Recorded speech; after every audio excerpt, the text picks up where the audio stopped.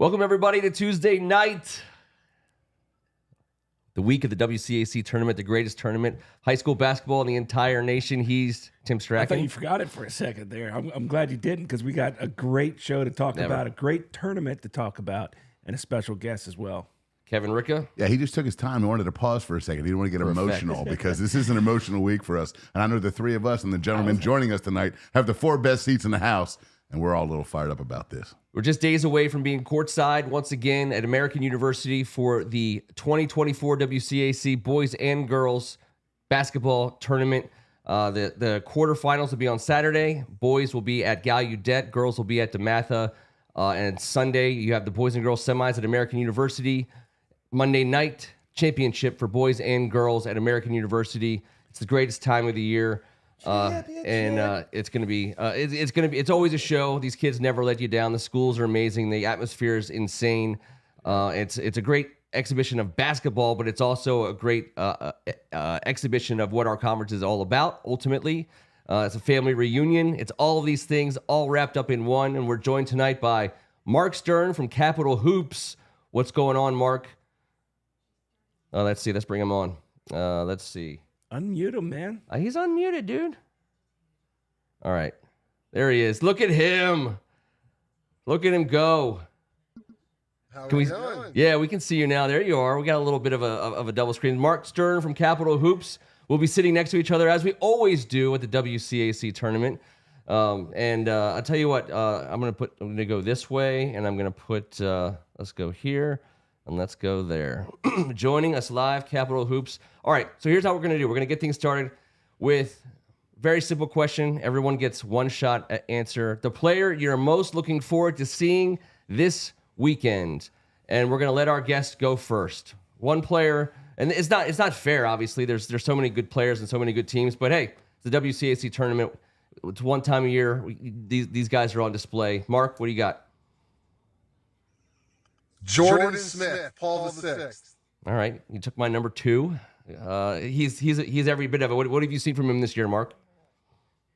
I mean, he's maybe the most dynamic player I've ever covered before. I was talking to someone the other day about this. I think Cam Whitmore, probably has him by a little bit when it comes to athleticism and just the ability to kind of pull off these incredible highlights. But he is so entertaining to watch. He's such an amazing defender. He's only a sophomore.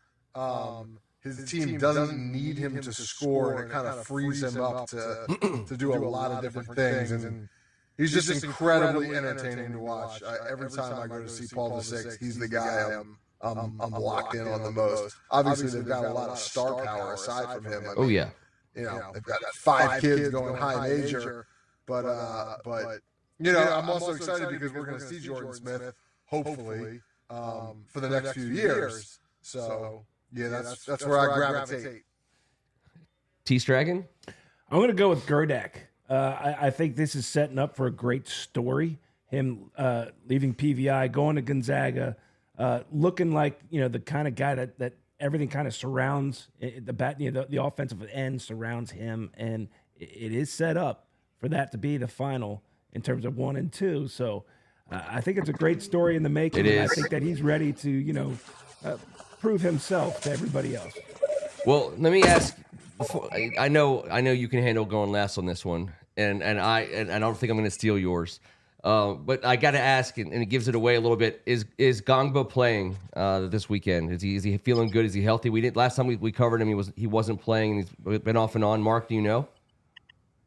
I do not know. I mean, they've obviously got a playing game on Thursday. Yeah. I'm not sure what his status is. Okay. Well, I'm going to say him. Gongba, the big man from PVI. I'm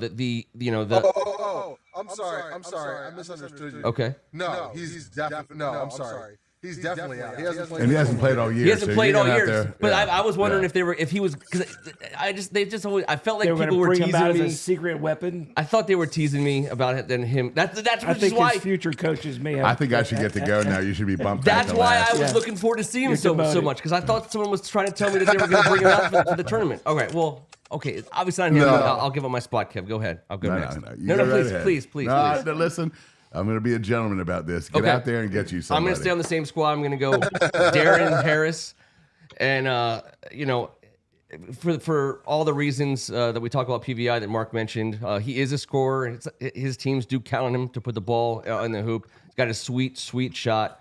He's big, and he has. It's so hard to shine on a roster like that, but he has the ability to do it. And in a tournament setting, he's got the kind of game that if it heats up and gets hot, he could be the talk of the tournament with his ability to score points. Well, And I'm then- sure we all agree. He'll be bringing home some serious hardware on Sunday as well, right? Oh yeah. Or on Monday. I think he's got to be the odds-on favorite to win Player of the Year. I believe so. And watching his how he's matured and progressed over the last 3 years, and instead of just being a shooter, how he takes it to the rack, his mid-range, his physicality, and his defense, I think we all would pounce all over that and say that absolutely, I agree with you, Mark. He would be my choice, but because Ken got a reprieve there, he's not my choice. The future devil belongs to Ken here, but I think there's a reason why all of us are gravitating towards the Paul VI roster, even former Paul VI players over there, T-Bird. But yeah, they're pretty awesome. This class is going to be 47-4, man, 35-1 in their last 36 games. That's a big time situation for these guys coming in. And the straw that stirs the drink is my guy, Ben Hammond. I've loved watching him play for the last 3 years. How he gets up on you and defends every inch of the 94 feet. What he does offensively to make these guys go. How he's single person pace. And then he's so fun and explosive. This is going to be awesome to watch all these guys, especially this senior class down there, Paul VI. So Storylines for this tournament. It's the greatest tournament in the land for a reason. There's more than just one of the best high school teams in the country showing up to play in the PVI Panthers. So let's talk storylines. By the way, I appreciate some people who are on the board tonight. We see you, Brad. If anyone's watching, they want to give us a subscription. It's easy and free. Hit that subscribe button. Hit that thumbs up button if you hear or see anything you like. And storylines, and this time we're going to start with Kevin. Storyline coming in the tournament you're most interested in. it's going to be a very similar storyline to last year's tournament from the same high school right on Military Road there. Coach Pat Behan and everything he did last year was such a special weekend for him, his teammates, and the entire St. John's community. But watching what Coach Pat O'Connor has done this season, 5 starters not back from last year's team. 3 of those were first-team All-WCAC guys. And his mentor and one of his best friends and a guy that they developed such a close personal relationship as coaches and men last year. For him to come back into this tournament this year as the 3 seed at 10-4 with a team that's 23-6 blows me away. And maybe some of that magic that Coach Behan tried to sprinkle in as he showed up at halftime at St. John's Gonzaga 2 weeks ago. Guys, keep an eye on that back door at American University opening up if St. John's plays any type of ball. Well, since I went second to last, I'll go second here out of the gate. I'm going to say, in a similar fashion, the 2 teams that St. John's beat to take in amazing fashion against Gonzaga and PVI. Those 2 teams come in as the number 1 and number 2 seeds. Steve Turner, Glenn Farello. Just the class of the league in terms of what they've done this year, what they put out there on the floor. They were denied last year. Both of those coaches felt denied. I mean, everyone's happy for Pat and everyone's happy for St. John's, but you saw A ring is a ring. You okay, man? Listen, everyone can be happy and say how happy they are, but That's let's right. get that ring first. Then we'll talk about emotions. they want to get back to the championship game, and we'll see if they can. I'll try not to get choked up on this one, but it's really an extension of the player that I was enjoying, looking forward to seeing, Gerdak. It's the Gonzaga story this year. It's Steve Turner. I was blown away, Kevin, when you told me about his record against some of the best teams in this league, and it's all hovering around 500. But he deserves this win. He's been putting in the time. He's been putting in, the sweat and tears, and he deserves it, I think. But also, you go even further with the whole story about Joe Rada, all of us losing Joe Ritter, how emotional that was, how it's been different without him here, and then the add the Gerdak story in there. So I think it's Gonzaga.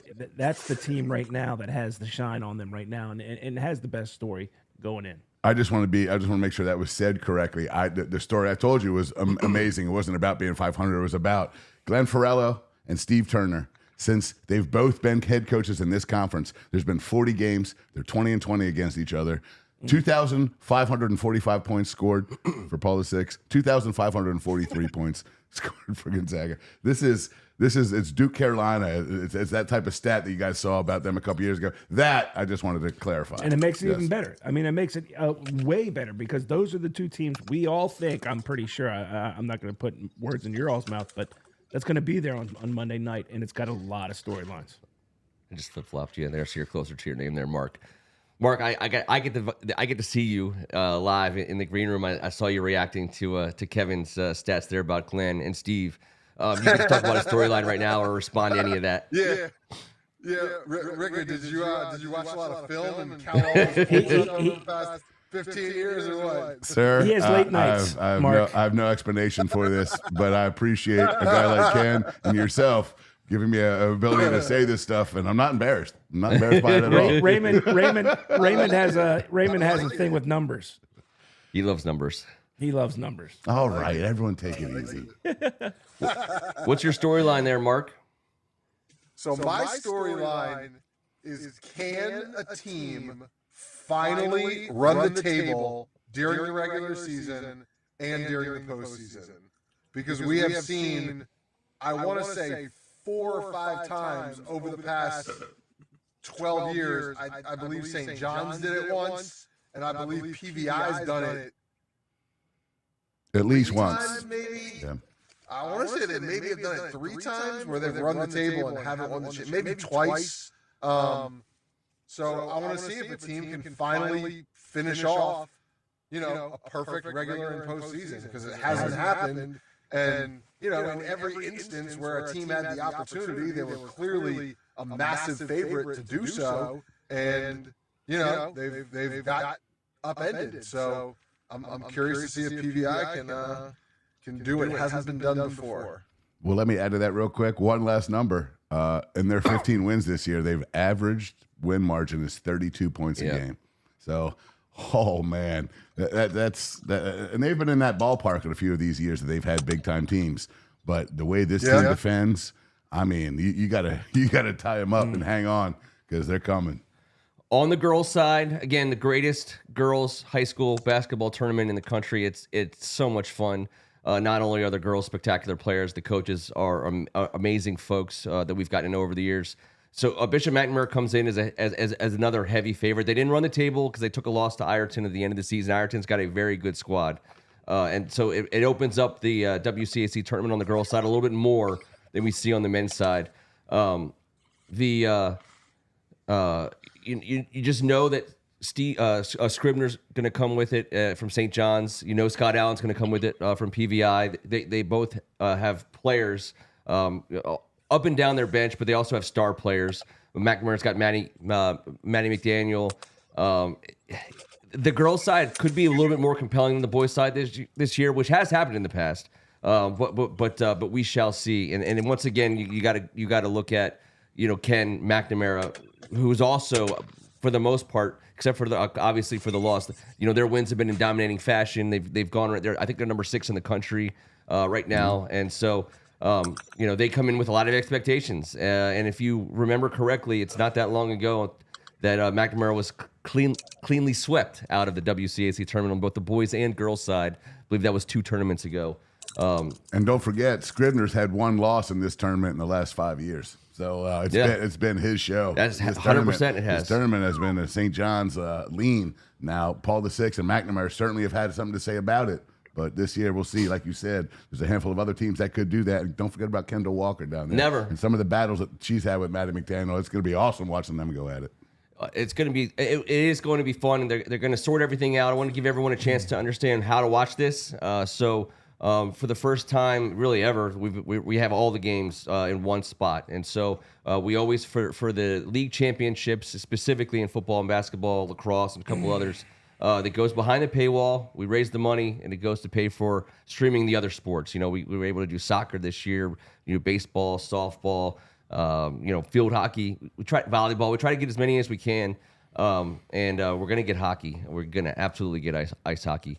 But we appreciate your support, and we appreciate you guys supporting the WCAC. So here's how it's going to work. There's going to be one stream for the girls' quarters and one stream for the boys' quarters. You're going to get, so you turn it on. You don't have to turn it off. You don't have to switch. It's just going to run all day long for each of those places. And then you're going to be able to do the same thing on Sunday with the boys' quarters and the girls' boys' semis and the girls' semis. And then on Monday, it'll be one package again, championship night. And I think the hope is, because they do the all-league stuff in between the games. Yes. We lose that when we try to do two different streams for boys and girls. We're setting up. So my thought is this year we'll start it for the girls' final, and even if we're not talking, we might mute the mics, but at least people can watch the pomp and pageantry of all league teams and the coaches that go down on the floor. It's awesome, and everyone should be able to see that. So Agreed. You'll be able to pick and choose your package how you want to do that. You can find it if you Google. If you Google WCAC Network, that's the easiest way to do it. You'll see it right there. Just click on it, and you'll have some options. We'll obviously be tweeting out the links. The links. You'll see all those out there. We have some stuff on Instagram as well. But please join us if you can't make it down to Gallaudet, DeMatha, or American University. If I wasn't clear before, boys at Gallaudet, girls at DeMatha, semis and finals at American University. If you can't do that, join us in the on the interweb, if you will. It's tourney time, man. Just join us somewhere. And if you're in the gym, come say what's up. Also, we got a few surprise guests up our sleeve. Yes, we do. We're looking forward to that. That's going to be an enjoyable. Mark knows who it is, too. Not just Mark Stern. We know he's coming. But other celebrities as well. Yeah. Okay. So we'll say goodbye to Mark here. Bring your floaties. Join our stream, man. Let's go. Bring your green hat. Let's see. Where is he? There he is. Mark, we appreciate you, man. We'll look forward to seeing you in a couple days. Thank you, gentlemen. Look forward to seeing you guys as well. All right. Hey, and that'll do it for us. Stay with us. In like 4 or 5 minutes, we go live again for Thank God It's Tuesday, your favorite Tuesday basement podcast dedicated to all things Washington sports. Thank you, Mark, man. We'll see you this weekend, Thanks, brother. Mark. All right, guys. We'll see you. Thanks, guys. We'll see you then.